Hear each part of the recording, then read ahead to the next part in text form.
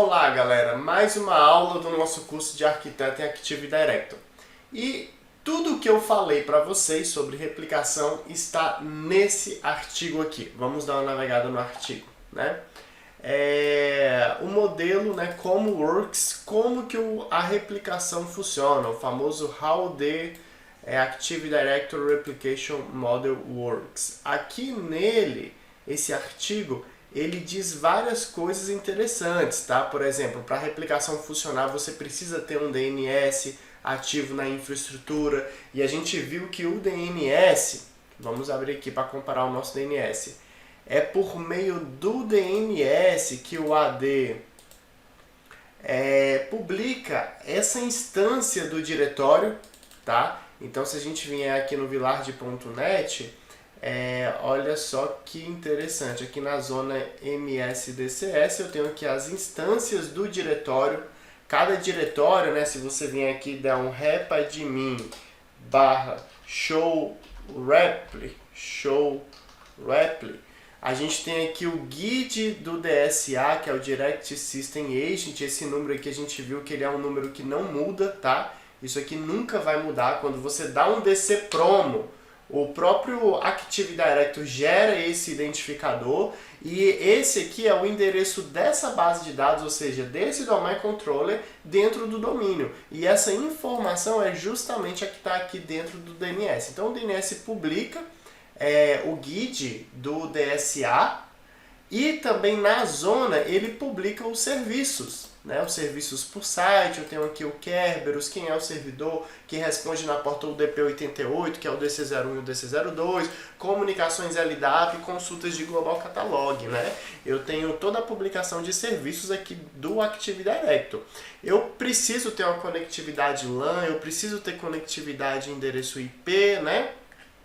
E aqui ele começa falando, ele fala aqui justamente logo nas nossas primeiras aulas que a gente viu quais são as interfaces de comunicação do Active Directory. Aqui está um pouquinho mais profundo, né? No nosso a gente viu que são 4, que são justamente...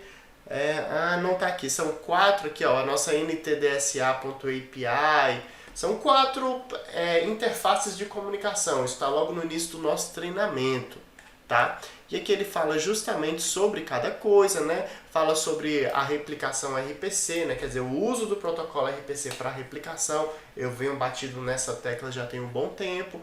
A nossa DLL, que é a ntdsa.dll, né? Que é a implementação LDAP dentro da programação do Windows Server. O que ela faz, né? Então, ela adiciona, modifica, deleta, busca. Quando você digita um comando, um dsquery, um PowerShell que interage com a base LDAP, talvez por trás ele está usando a inteligência presente nessa DLL, né?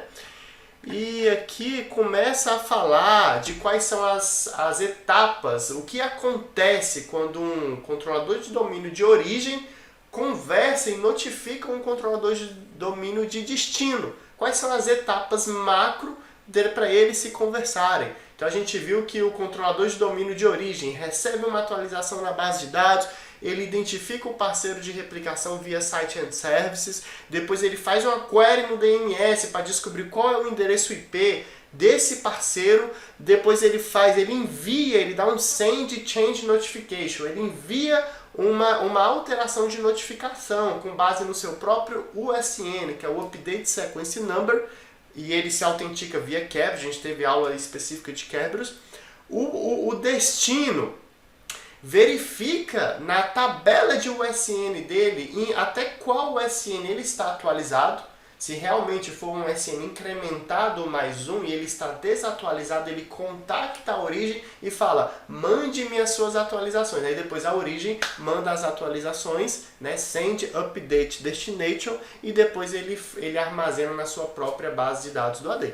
E esse envio dessas atualizações, mais uma vez eu digo, é por atributo do objeto, não o objeto inteiro, né? Isso que é a replicação multi-master, né?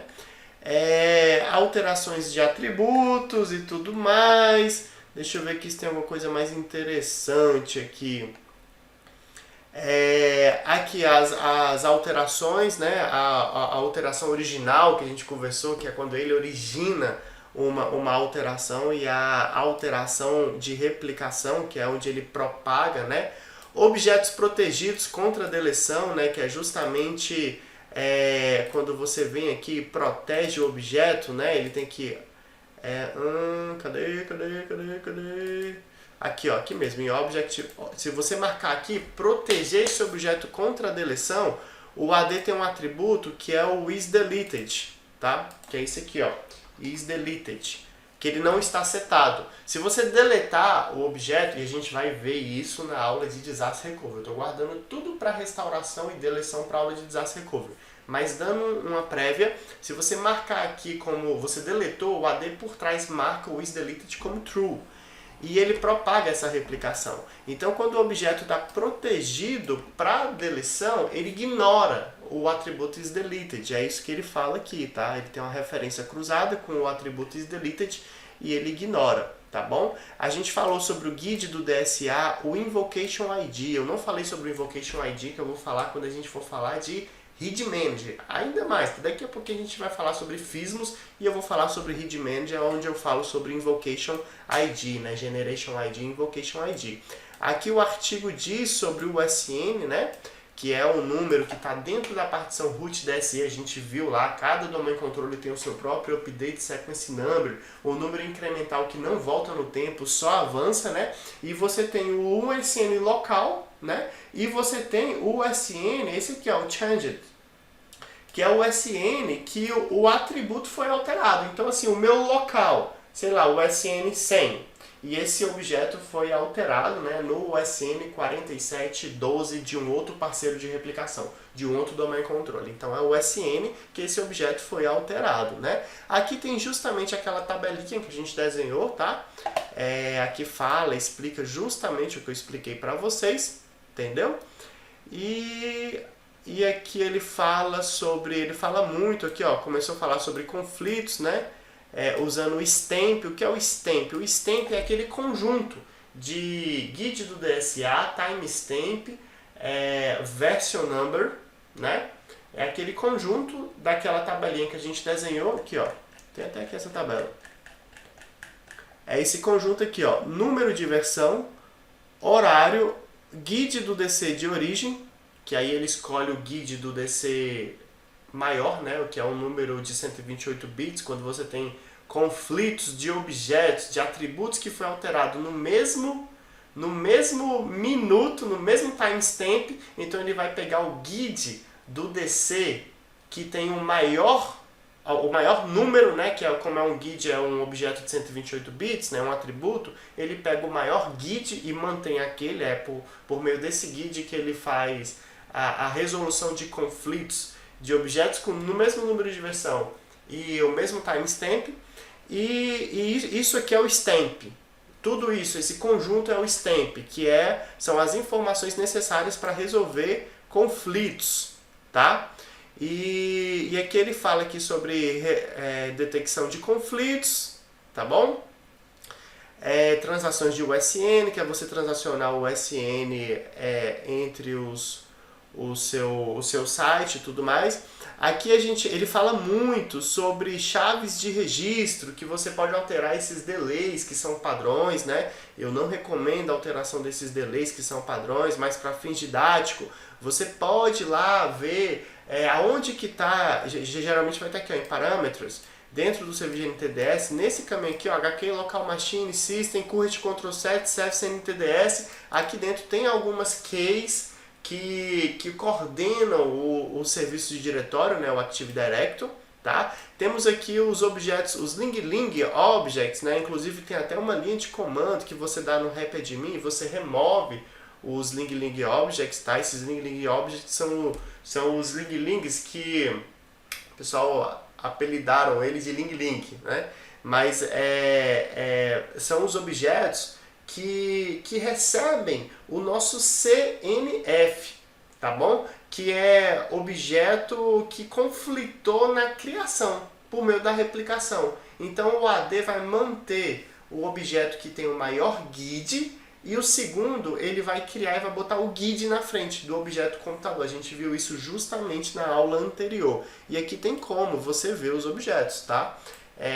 No default não é para ter objetos perdidos no seu domínio, se a replicação tiver tudo ok. Se você tem um site, cara, dificilmente você vai ter problemas de replicação. Agora, quando envolve um DC ficar com muita frequência offline, ou um site com um link MPLS com muita frequência ficando offline, talvez você possa ter problemas aí que façam com que o DC funcione na sua própria bolha, né?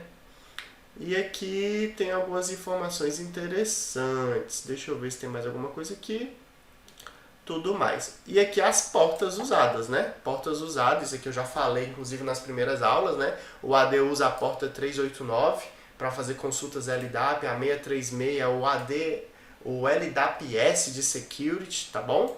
Você tem a porta 3268 e 3269 para consulta de Global Catalog, o DP88, que é o Kerberos para fazer a autenticação, né, que a gente viu lá, o serviço de AS, o TGS, né, onde ele gera um TGT e tudo mais, e a gente tem a porta 53, o DP para consulta e TCP para transferência de zona entre os domain controller, tá bom?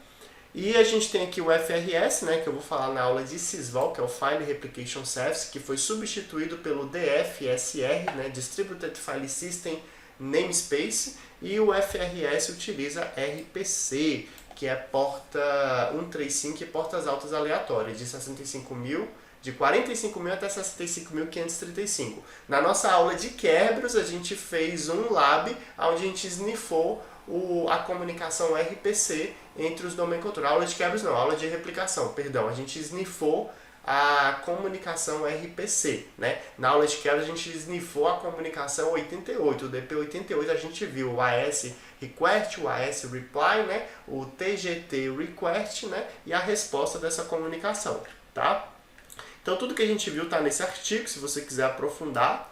E assim, o AD, o interessante é que você consegue se aprofundar sempre, tá? À medida que você vai aumentando o seu conhecimento, você consegue ter artigos mais profundos, né? Por exemplo, quando eu te falei do temporizador de 15 segundos e o de 3 segundos, que é o primeiro mecanismo para evitar conflitos, e não é nem conflitos, para evitar loop de propagação. Se não tem esses temporizadores, o Update Sequence Number, né, o USN, quando ele for enviar, o número de versão do atributo, como ele vai enviar tudo ao mesmo tempo, a sua rede vai entrar em loop de replicação, tá? Aí o AD tem esses dois temporizadores, um de 15 segundos, né, quando a base dele é alterada, ele starta um temporizador de 15 segundos e só depois de 15 segundos que ele notifica em 3 segundos os seus parceiros direto.